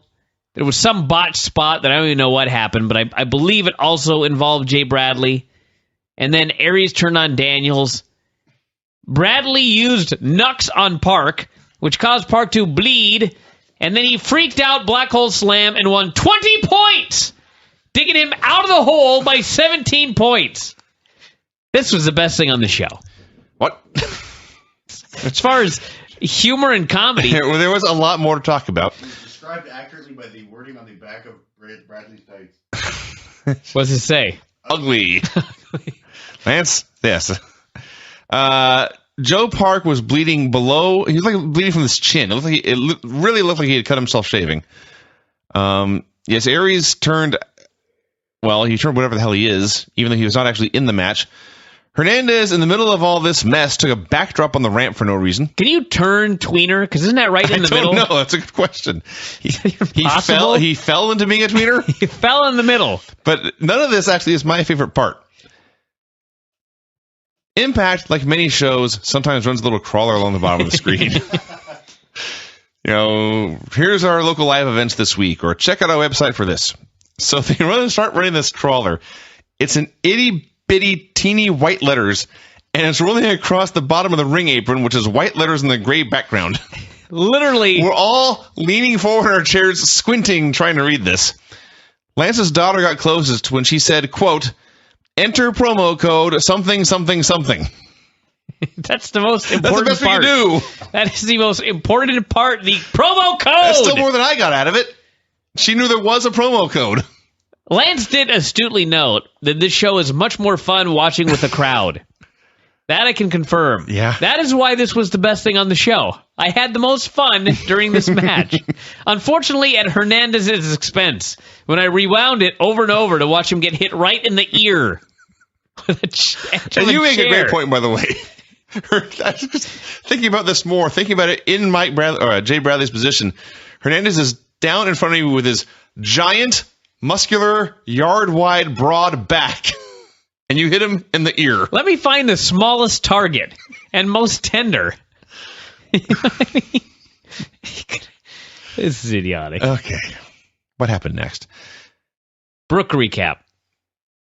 There was a quick main event meeting and main event mafia meeting. Magnus tried to rally the troops. Had a long video recapping the entire Bully Ray Brooke Hogan love saga, and many times we say it's always good to keep your viewers up to date on what's going on in case they've missed an episode or months of episodes. In this case, this was not necessary. I did not need to see all this. By the way, has it ever a single time on television, aside from random comments by random people, been mentioned that Dixie Carter is in love with Magnus? I heard that like 3 times on this show. Really? Like it's something that we should know. No, I had no idea. Yeah, Bully Ray brought it up. Dixie Carter loves this guy, and Taz brought it up. Dixie Carter thinks this guy is so handsome. Huh. And I'm like, well, we'll get to Taz. this is news to 1.5 million of us. We'll get to Taz. Taz, by the end of the show, was something else. So... Bully Ray. Taz and Mike Tenay are like me and Dave, except I care more than Taz. Taz, you know what I mean? Like that's actually a good comparison. Taz Mike just Tenay and Dave fucks Meltzer around the whole time. Yes. Taz is just very stern, or Mike Tenay is very stern and just recapping the facts. And Taz is just he doesn't give a shit. What entertains me right this second? Yeah. So Bully Ray came out. He had Tito with him. He bragged about how he had fooled everyone a second time and won their world title again. And Tito talked about Rampage being a sucker and vowed to beat him on November 2nd in their fight, spawned by Tito hitting him in the head with a hammer. Which, by the way, Quentin was not selling at all this week. He was fine. He's got a very tough skull. Ray then brought up the love of his life, Brooke. They played Brooke Hogan's music, and since she sings it, officially this was her last appearance on the show. It was, of course, Brooke Tessmacher. Yeah. She came out. she was well dressed. But Bully's a smart guy. I thought about that too. Bully is a genius in a lot of ways. Yes, but he had her dressed as she should be dressed. Unlike when they used to have her come out in those skirts, obscuring her ass. This was better. This was better. So she came out. She got no reaction. Fans didn't care. Announcers were like, "Oh look, it's Brooke." Actually, let me talk about that for a second. After the whole thing went down, and they did a spot where Brooke stuck Bully's finger in her mouth in a very lewd manner, sucked the ring off of his finger, and then spit it out, which actually was a hell of a spot, I won't lie. But when this happened, Mike Tenay was just like, he sounded like he was appalled. Okay? So, I don't know why, but I am pretty sure that they had the announcers do a voiceover when she came out. And I don't know what happened that necessitated this voiceover, but Taz sounded like he could not give a shit. He did not, actually, it's not even right. He just completely downplayed it. Like, oh, hey, look, it's Brooke Tessmacher. And then Mike Tenay sounded like he was reading off a script, word for word what had been written for him. And he had not seen the script before. No, he read it like a robot. There was no emotion, there was nothing. And it like completely killed the reveal. Like, I knew the reveal, everybody did. But if and I guess if it would have been live, it wouldn't have been a voiceover. But man, when she came out, I mean, this should have been like a kind of a big angle, or at least people should have cared a bit. Should have reacted in some way. But man, the way they had the announcers announce this, it was just like, it was nothing, you know? It's absolutely nothing. So, I don't know why, but, you know, they killed it. She came out. You know that Bully Ray is a genius. She came in the ring and made out with him. Oh, yeah. There was, the crowd booed that, although it did sound piped in. They showed fans giving a thumbs down to the camera, and they appear to be following directions just like Tenay was. Well, I heard live that it got over at the time, so maybe it wasn't, but certainly the announcers were not live, I don't think. They did the wedding ring spot you mentioned, and it ended. Somewhere in here, I think it was just in Bully Ray's opening promo, he just pointed to Taz, and the camera cut to Taz. Taz, mind you. The most miserable man on the planet was his gimmick. The human suplex machine. The guy who talked about walking on the face of the earth pissed off. And he is smiling and waving at the camera. Giddy. I can't even Gave describe. a big thumbs up. Now, they showed it the first time. And to be perfectly frank, it almost looked like something they shot like at the beginning of the show and then edited into this promo just because they thought it was funny. But they went to commercial. They came back and recapped the angle, and they included that shot of Taz. Yep. They showed it twice. It was hilarious. As my notes read here, he has given up even a pretense of pretending to care. So, on that note, we move to Gail Kim versus ODB. Oh my God, this was Taz also great. Spent most of this match trying to decide which fruit most resembled ODB's breasts. Yes. And it was a long discussion. And later, her vagina. That also came up. He made a not-so-veiled reference to her vagina, as you noted. And at that point, I determined he was making an open effort to get fired. Lance, would you like to talk about ODB's vagina here on the air? Not particularly. I'll do it then. So, they did a spot where Gail gets a low blow. Yeah, Gail Kim, woman, gets hit in the ODB nuts. hit it. Gail was the victim, yes. So then Taz is immediately like, why is Gail selling this? Not those exact words, but... So then there was another spot where she's on the top rope, and she gets crotched, and she sells her balls, which she doesn't have. So, all right, fine. We're gonna go under the assumption that in this match, shots to the vagina hurt girls. So then immediately thereafter, ODB is in the corner, and she proceeds to take Gail's skull and ram it repeatedly into her own vagina, which hurt Gail's head and not ODB's vagina. This made no sense. I will say, I once saw a comedian whose name I can't remember. I was just trying to look it up and I can't find her. But she did a bit on this about falling down in the bathtub and crotching herself. And she explained it to the men in plain language. Yes, it hurts really, really bad. I'm sure it hurts. Yes. I don't doubt that one bit. But still, I don't know. Hurt as much as the shoulder breaker to come. Now, yes, Oh, we didn't God, talk about I that part forgot. yet. Gail grabbed ODB and attempted to hit a shoulder breaker. It almost looked like... Stop right there. All right. Whose fucking idea was this? Don't know.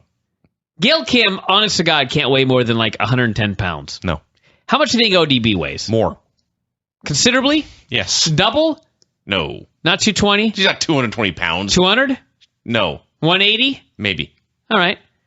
So their idea was, I'm going to lift you onto my shoulder, and I'm going to give you a shoulder breaker onto my knee. That was their idea going in. Tell us what happened. Gail, it started with ODB on the top rope just so Gail could get her up. Then Gail managed to carry her to the middle of the ring without falling down, although that was a struggle. It was impressive. Then she, in attempting to hit the shoulder breaker and control ODB, well, she failed to control ODB. It almost looked like she forgot which knee she was dropping her on and then put the other knee out. So the result of all this was that ODB dropped down, her shoulder barely grazed Gail's knee, and then She kept going. she just didn't slow her down at all, mind you, and she just kept going down right on top of her head. I can laugh about it now because, I mean, she She's wasn't alive. hurt at all. Yes. You know, but just watching it, I mean, everybody in the room, like, gasped and some screamed. Like, what the hell was that? Yeah, she tombstoned her and then put her in a hold. So, this match, which was all about breasts, vaginas, and a tombstone of death, the finishing spot was Gail hit a crucifix cradle. And it was a 1, 2, 3 count. And then she let go of the hold. And ODB remained balanced on her shoulders with both legs in the air, kicking like a bicycle, for a good 5 seconds. Trapped. Like her shoulders were glued to the canvas and she could not move. Remember the nudo? Yeah, from Lucha. Yes. Only, at least that one you were tied in a knot. Didn't I do the nudo on you in a match? No, you did it to Nate. Oh, that's, And Sonny walked around and confused. that's right. But no. Nate, everybody, was about 9 feet tall, which was the comedy. Nate was 9 feet tall and 150 pounds. Yes. He looked like a guy who could be tied into a knot. But, yeah, so he was in a knot. ODB was just back on her shoulders. I literally don't think I could have held this position as long as she pretended to be trapped. Well, I don't know if you know this, Vinny, or Lance, since you were at the Space Needle, but the Space Needle, there's the needle, and then there's like a giant weight underground.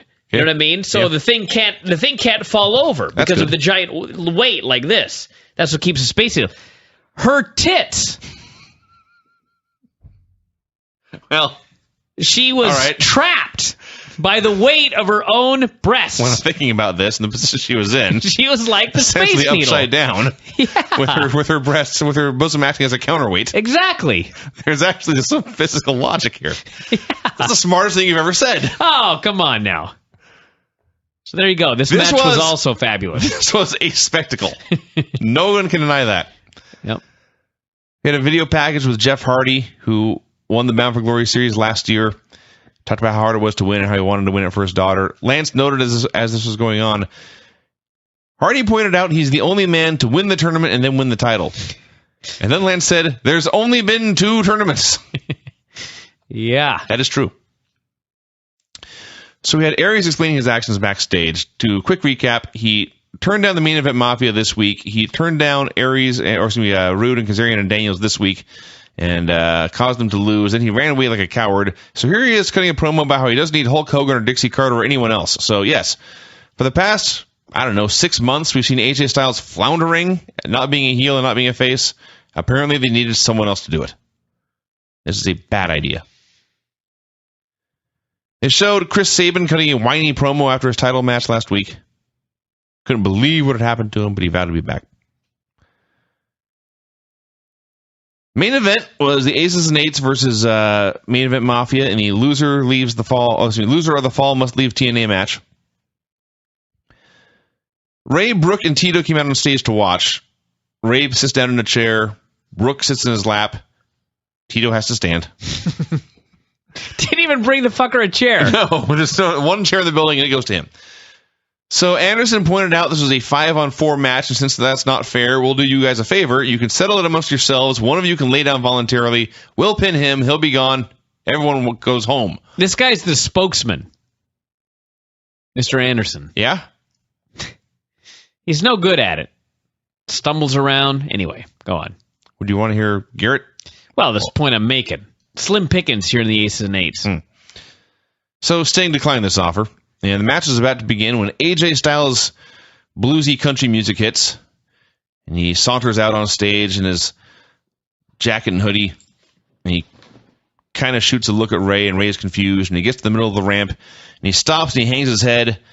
And then his old music hits, and he does the big dramatic throw off of the hood, and he fires up, and he's all big baby face again. And this is hokey and corny, and I will not deny I love this. It actually was awesome. The place went nuts. Legit, this is not piped in noise. People were waving around and excited to see Happy AJ again. If you're going to blow off the gimmick, this is a fine way to do it. Yes. I don't care that it came out of nowhere. I don't care that there's no good reason for it. It wasn't working. They're just going back to him being awesome again. Great. Yeah. So everyone went nuts when he threw off the hood and his music's playing. And he jumps in the ring and a giant brawl breaks out, and there's 10 dudes in this match. Everyone pair off, find a guy and brawl. And somehow no one bothered to coordinate to make sure that the worst guy on each team didn't end up together. So we got, in plain view, uninterrupted on television for several seconds, Wes Briscoe brawling with Rampage Jackson. Oh, yeah. Oh, my God. Rampage selling for Wes Briscoe. Well, I would rather watch that than watch the strikes Rampage was throwing. I like when he threw these terrible strikes and it caused Wes to leap 9 feet in the air every time. This is like a parody of bad pro wrestling. Yeah. This is 2 kids on the playground playing. And then later, Rampage makes a comeback. And Kinda? Yeah, he tries to do the old, I never knew how much talent it took to block, punch, and throw a punch like Hogan does. But Rampage made it look like, man, this takes years of practice. Block, punch. Then he threw a couple of clotheslines, and then he threw a body slam. The body slam looked okay. All you need to know is, like, the crowd just kind of sat there looking at this, like, wow. Yeah. Look at this. No big pop, nothing. Just watching. Yeah. Yeah. So we got Wes Briscoe running the ropes. I will say we watched this once. I'm like, holy God, that's awful. Then we went back and watched it. To be fair, the ref and some of the other guys were guys in his way, getting in his way, like deliberately getting in his way, which is also great. So he was not the only one who looked bad here. We had heat on Magnus for a while. Sting got a hot tag. We had Rampage's comeback where how can you be trained in striking people? And I know there's a difference between real hitting and fake hitting, obviously, but just throw punches. You know what, though? Remember in 1998 when Mike Tyson punched out Shawn Michaels? That looked fucking great. Yeah. I don't know. Maybe Mike Tyson was well, I guess Rampage was as well. Longtime wrestling fan. But anyway, yeah, his punches need a lot of work. Yeah. I am amazed, by the way, thinking about this. We are he's about 10 weeks away from his fight. Mm-hmm. And I know it's not like he was taking bumps in there or anything, but guys have been hurt before fights doing less than Rampage did here. Oh, yeah. I was kind of, in hindsight, when it was all done, I was like, I can't believe Rampage did that. Where were we? So, Devon broke up the Scorpion. AJ made his big comeback, or he tried to. AJ and Devon were not working together well. When AJ wanted Devon to stand, Devon bumped. And when he wanted Devon on the ground, Devon got up. Then when Devon wanted to hit the Pele kick, there was no one behind him to kick. That wasn't Devon's fault. That was just everyone's fault. There was a point here where Rampage just wandered into the ring and then wandered back out. And finally, AJ pinned Devon with a Styles Clash. Now, based on what I wrote and what I've told you, it probably sounds like this is a terrible match. On the whole, I enjoyed it. There was just a lot to pick it apart. It was really long. It was very long and heavily edited. It was heavily edited as well. And the parts I described are like the worst 3 or 4 minutes of the 15-minute match or so. So really enjoyed it. It came off like a big deal. AJ's a babyface again. Everyone loves him. And it was a fine finish to a fun show. All right, throw Lance in here really quickly. Lance, any final thoughts on this show other than the excitement that we just recapped there? No, I thought it was all right. When you don't watch it regularly, because I only catch it about half the time, it's hard to get into too much of the story, so I find I don't get invested too much. But on the whole, it was a decent show. But yeah, I just couldn't get past the chair shot to the ear. And again, unfortunately, the X Division stuff just moves so fast that I can't care. But yeah, on the whole, the main event was decent. Much better when AJ was in than most of the others. But on the whole, it was a decent show for sure. You need that as your avatar, that chair shot to the ear. Oh, just a animated GIF or GIF, or however it's pronounced. Yeah. I didn't even notice it the first time. I just saw him hit him with the chair, and you screamed. And I was like, "What happened?" You go, "He hit him in the ear." And I was like, "Hit him in the ear? He couldn't have hit him in the ear." And I rewound, and sure as shit, hit him right in the ear. Yeah, there's going to be a receipt coming. Oh, that's literally, there are few people on the roster. Maybe Kurt Angle would be above, but fewer people I'd want a receipt from than Hernandez. His when he's friendly with you, it looks like he's killing you. Have they had their Bound for Glory series tournament match yet? Who? Hernandez? Hernandez and Jay Bradley. I don't know. There may be a border toss from hell in his future. Oh, God. Yeah.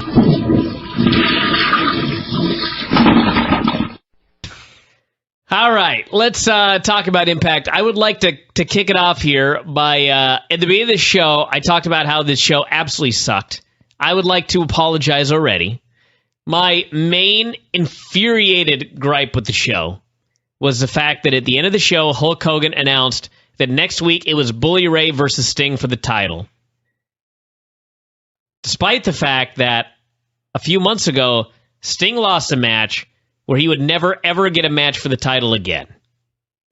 No explanation for why he was getting a title shot. There was no explanation for anything. They just went off the air. But as it turns out, it was our, I can't say weekly because he's been gone for a while, but at least our monthly Hulk Hogan live fuck-up, where he has absolutely no idea what he's talking about or he forgets. He was not supposed to announce a championship match. He was supposed to announce a non-title match with Sting and Bully, but he fucked it up. So I apologize to everybody at Impact Wrestling. It's live TV. This ain't the first time Hogan's done it.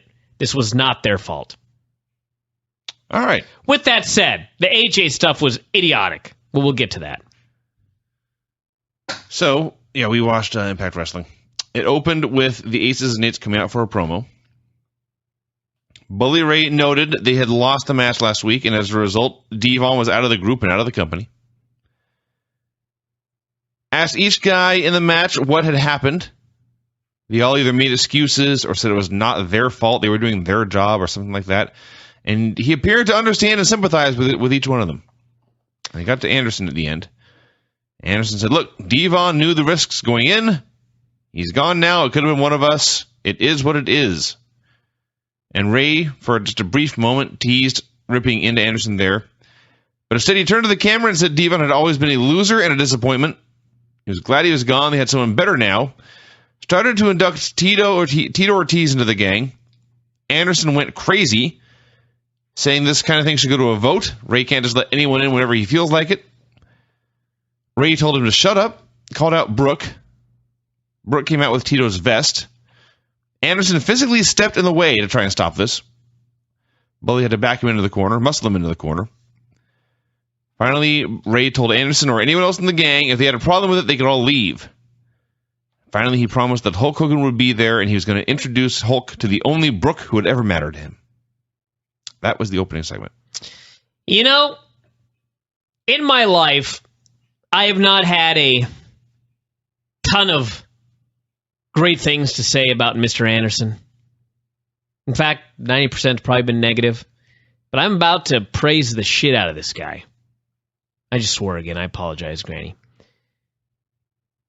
Mr. Anderson, per wrestling standards, is a great actor.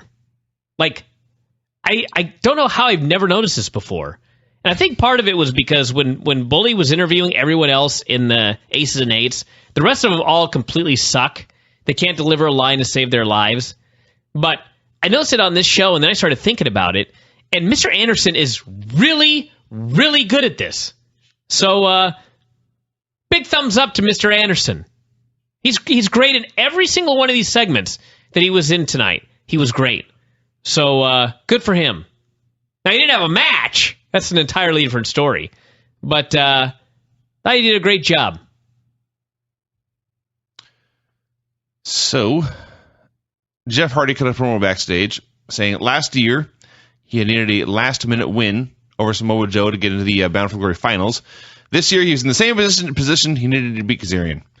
And we didn't mention this yet on this show, but it appears there was some horrible planning in TNA, and they had to cut their tournament short by many weeks, or at least cut many matches out of their tournament, with many guys left to compete. And I think people were expecting us to go crazy and rip into them, but here's the thing. They've done this tournament now 3 times, and this year's version is still very clearly second best. It's not nearly as good as last year's. It's much better than the first year's. I don't, for the life of me, have any idea what happened. I have absolutely no idea what went wrong with this tournament. I don't know. I mean, the assumption had been that everybody was going to wrestle everybody else, right? That's the idea. 66 matches. Now, they couldn't possibly have thought that they would have time to do 66 matches. Could they? Now, not if they count the house shows and stuff. I believe somebody on the board had posted a tweet from David Lagana on Twitter where he said that we never said it was round robin. Maybe they didn't. I don't know. I thought it was round robin. But the big criticism of the first year's Bound for Glory tournament, the one that, of all people, Vince Russo booked, was that when it was over, some of the guys had like 19 matches. Yes. And some of the guys had like 7 matches. Yes. That's not fair. Right.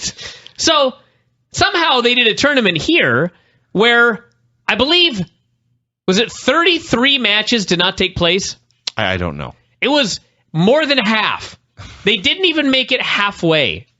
So I haven't gone back to look. Somebody actually had a list of the matches that had taken place and had not. I haven't gone back to look to see, like, did some people have 19 matches and some people had 4? If that's the case, and this was no better than the first year that they did the Bound for Glory tournament, I have absolutely no idea how this happened. I think the key to the whole thing is that if you and I and everybody on this website, if we had not been alerted that they'd just thrown the whole thing out the window and that everybody wasn't getting all their matches, I think there's a good chance that at least half of the people listening to this would not have even noticed when they did the wrap-up today that they hadn't finished all the matches. Mm-hmm. And I would guess that the vast majority of people at home would not have either. And although some people are listening to this at this exact second and smoke is coming out of their ears because they feel that I'm defending TNA, in fact, I'm not. Because when you run a tournament and you wrap it all up inconsequentially like they've done, and nobody even notices anything that's wrong, you've run a bad tournament. That's the way I look at it. I mean, could you possibly have wrapped up the G1 without doing all the matches? Of course not. Oh, no. Of course not. Everybody would have immediately noticed. But in the Bound for Glory tournament, you could wrap it up early, and I would bet of the 1.5 million viewers, 1 million of them didn't even notice that it was being wrapped up early. They were just like, oh my God, it's the last week already. Wow. Who's in 4th place? If they even cared about that. So anyway, I just believe, I'll just give my advice. Never do this tournament again. You can't do it. It has failed every year in one way or the other. So just stop. Let's do something else next year. Or just have like 4 guys. A 4-guy round robin tournament. You can do that, right? 12 matches? I don't see why not. Yeah, I think this year, and again, I don't know for sure, but I think everyone got the same amount of matches, or at least very close. It's not like the absurdity of the first year where they were just picking guys out of hats and it was a complete clown show. Still better that first year than the WCW title tournament where Medusa got in it twice. There was that. I'll plug it again, everybody. Buy the new Death of WCW for the chapter. I'll tell you why I'm buying the book. The chapter on the year 2000. And I wrote it, but I don't care. I want a hard copy of this book. There is going to be a limited edition hard copy. And I want a hard copy edition of this book with the story of the year 2000 in WCW. It is worth whatever you pay for this book, if I do say so myself. This is the absolute dumbest year in the history of professional wrestling in any company ever. Ever! And RD sent me a chart. In the original book, the 2000 chapter was 20,000 words. In the new book, it is 31,000 words. I've added 9,000 words of pure idiocy to the 2000 chapter. It is my finest moment. It shall be my legacy. It should be its own book. When you read this chapter, you will not even believe it.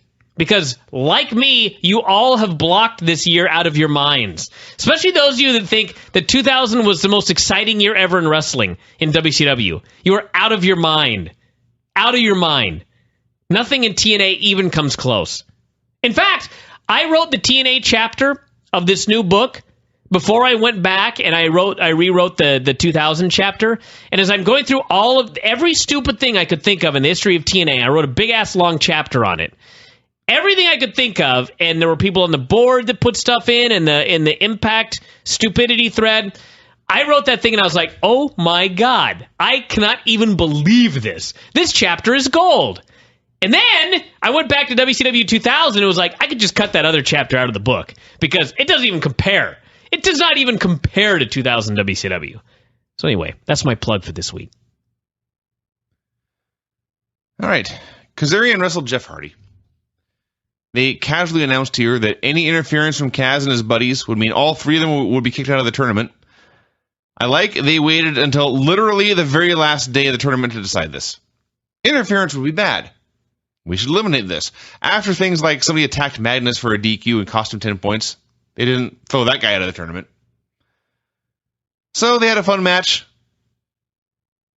Crowd was really into it. By the way, since you mentioned it, think about this, everybody. They just shot an angle like 2 weeks ago where Rude and Kazarian and Daniels had in fact vowed to ruin all the matches in the tournament. Yes. 2 weeks later, 4 matches, it's done, and they didn't ruin a single one. Oops. In fact, they tried to ruin one and failed. Maybe there's no calendar in Nashville. Is it possible they don't have calendars in that city? Yeah, the Mayan calendar. Maybe there isn't a Mayan calendar. I hadn't thought of that. In which case, they shouldn't have started the tournament because it's done. Maybe they're starting on the new one. I am reminded of one of my all-time favorite Loveline moments when they asked the caller how often he did drugs or something. And the caller's response was probably 5 times in an 8-day week. He had his own time system. Yeah. So, Hardy used a terrible figure 4 in this match. Oh, my God. This was the second worst figure 4 I've ever seen behind Hulk Hogan's. Hulk Hogan's was still worse, but... Actually, you know what? This is worse. Oh, no. This wasn't the finish. Never mind. This was not the finish. There was all I can say is Kazarian turned it over, and it appeared that Jeff was actually reaching his own hands behind his own back to grab Kazarian's leg and keep it in place. This was the most horrendous figure 4 ever. So, fortunately, it was not the finish. Hardy squished him with the senton, and he won. And this, by the end of the night, put him in the final 4. Aces and Eights were backstage. They were all pissed at Bully Ray, had no faith in him, thought he'd lost his mind. They agreed that no one man was bigger than the club. Mutiny tease. Gale versus ODB in a top contenders match that for no particular reason was 2 out of 3 falls. Gale, perhaps in a tribute to Jeff Hardy, used a botched leg lock submission hold. Unlike Jeff, it was the finish of the first fall. She fucked this up so bad. It started off like a heel hook, and then I don't know what happened. So that was the finish to the first fall. Then she tried it again, and ODB rolled her up and pinned her to win the second fall. I'm not leaving virtually nothing out of that recap. No. Those were the first 2 falls almost in their entirety. Why even bother making this 2 out of 3 falls? Then they had an awesome moment. If you recall last week, there was a crawl across the bottom of the screen. Yes, that no one could read. In white lettering that scrolled across the canvas, which is also almost white. Yes. Thus, you could not read a goddamn thing. Well, this week, they fixed it. the white letters were on a thick black bar, Hey now. so that you could very easily read all of the letters, except for the fact that it was scrolling at 5,000 miles an hour. Yes. You could read this if you were the Flash. This is so funny to me. It was so funny. It was like they fixed it and then sped it up 10 times, so you still couldn't read it.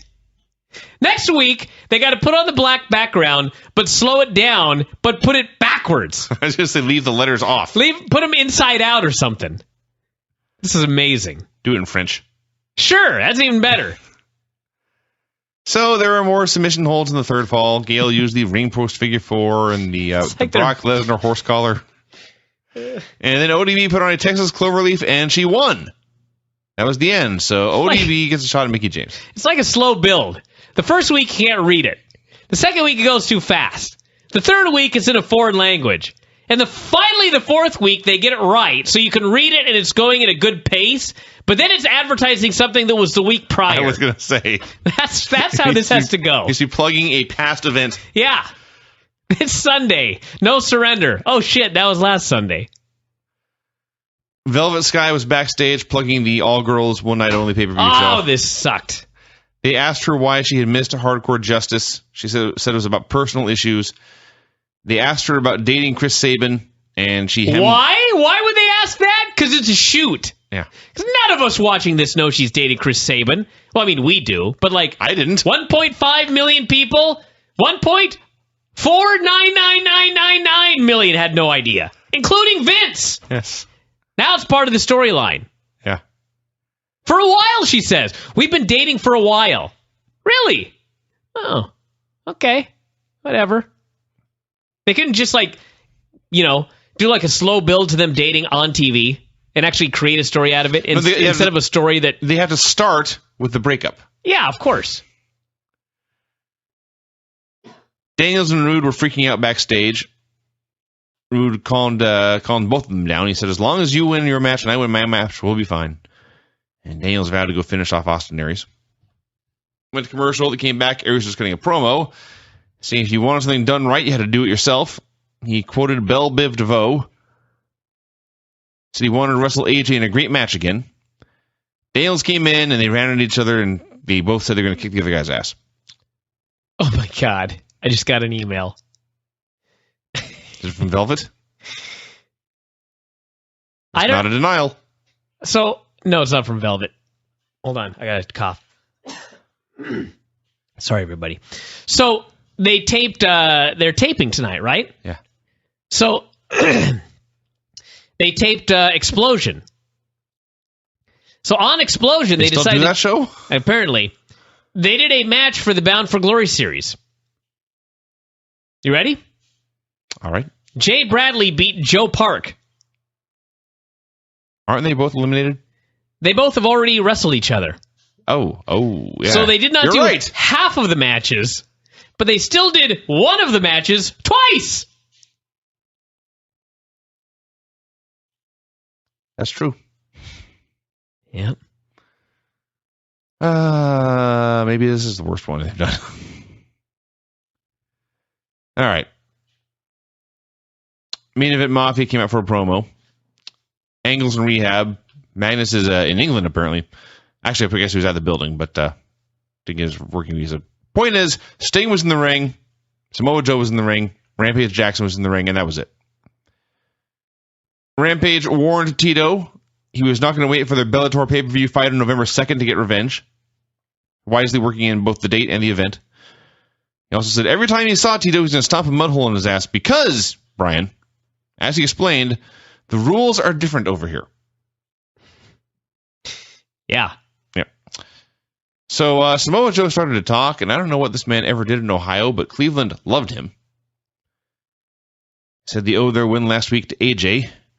Sting said AJ had stepped up and put his own career on the line to fight alongside them. That earned him an invitation into the Main Event Mafia, and he wanted to bring AJ out to thank him publicly. Now, before AJ comes out, everybody, I want you to remember, if you saw last week's Impact, when AJ comes out to his country music, And then all of a sudden, his old music plays. He whips off his hood. He does the old AJ Styles babyface thing. Everybody goes nuts. Everybody loves AJ.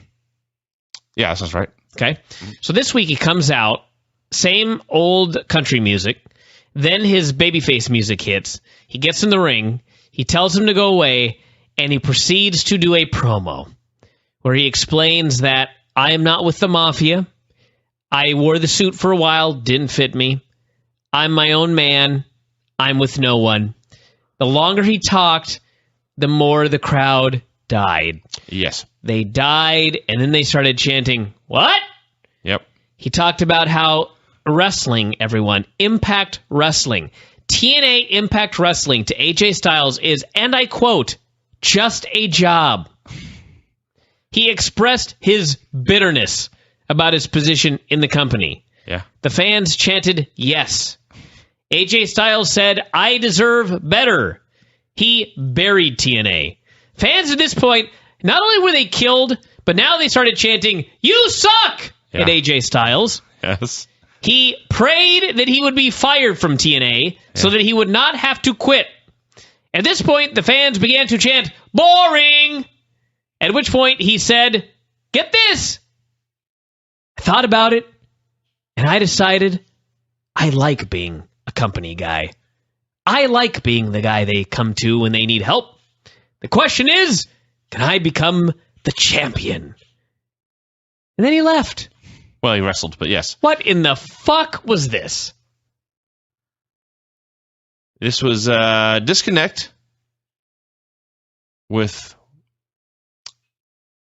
human psychology and what makes someone likable and someone you want to cheer for. I think that they thought that they were going to play off the fact that his contract is coming due, and he may conceivably be trying to get out of TNA. Mm-hmm. I think that's what they were trying to play off in this promo. Probably. But he came off as so whiny and so bitchy and so unlikable, completely killed all of the goodwill that they created last week.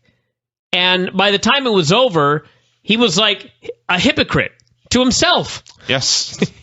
All he did was bitch about everything in TNA. He wanted to be fired. He wanted to get out. He deserved better. And then all of a sudden he goes, you know what? I like it. You're leaving out maybe the best part. Was where he said that he had severe trust issues. And he announced that the only person AJ Styles could trust was Alan Jones. That's right. His shoot name. Yes. It was a shoot. And the crowd went, because they don't know who Alan Jones is. They know this guy's AJ Styles. Yeah.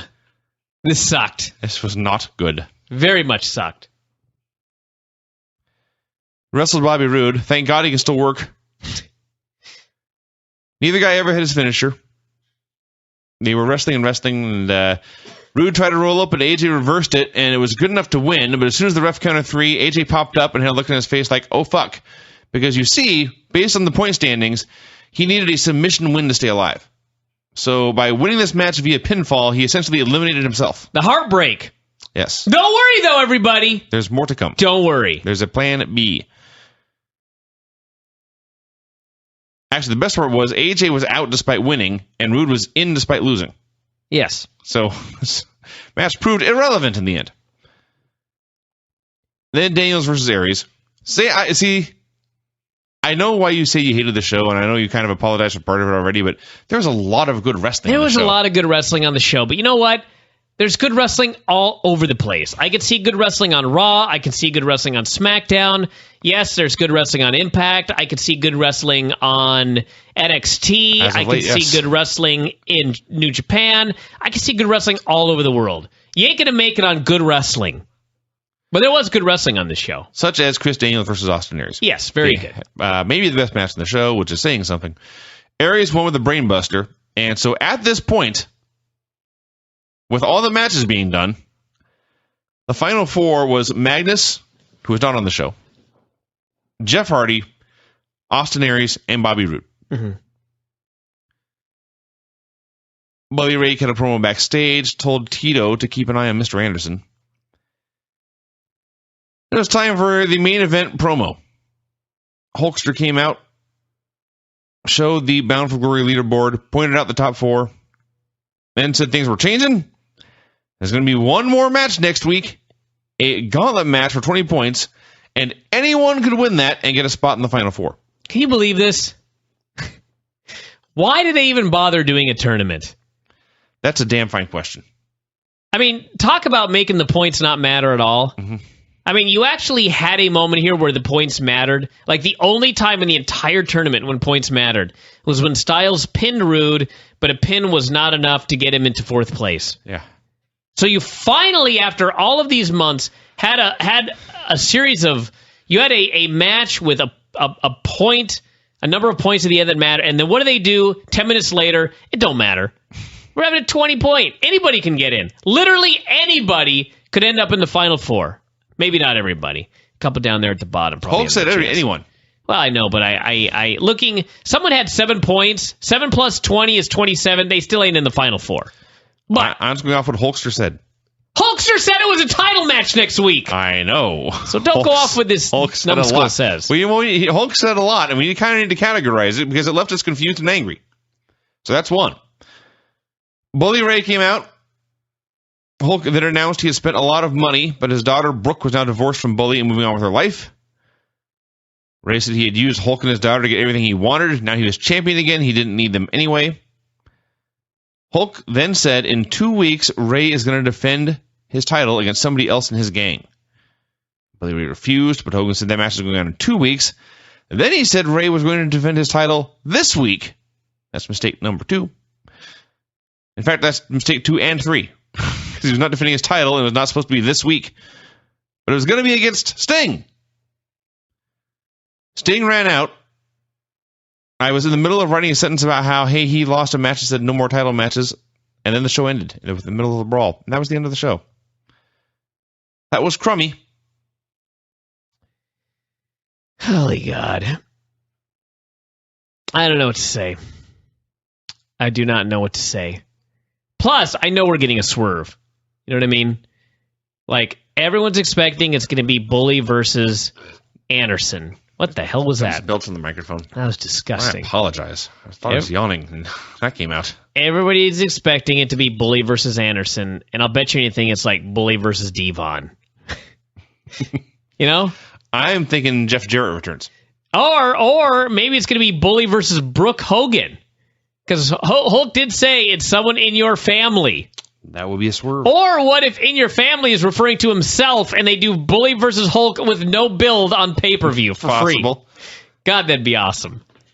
This place has lost it. They've just lost it. This was sad. This was a sad show. But, hey, there was a lot of great wrestling. That's no lie. Man, this tournament. It's actually comedy at this point. How many times they've screwed this tournament.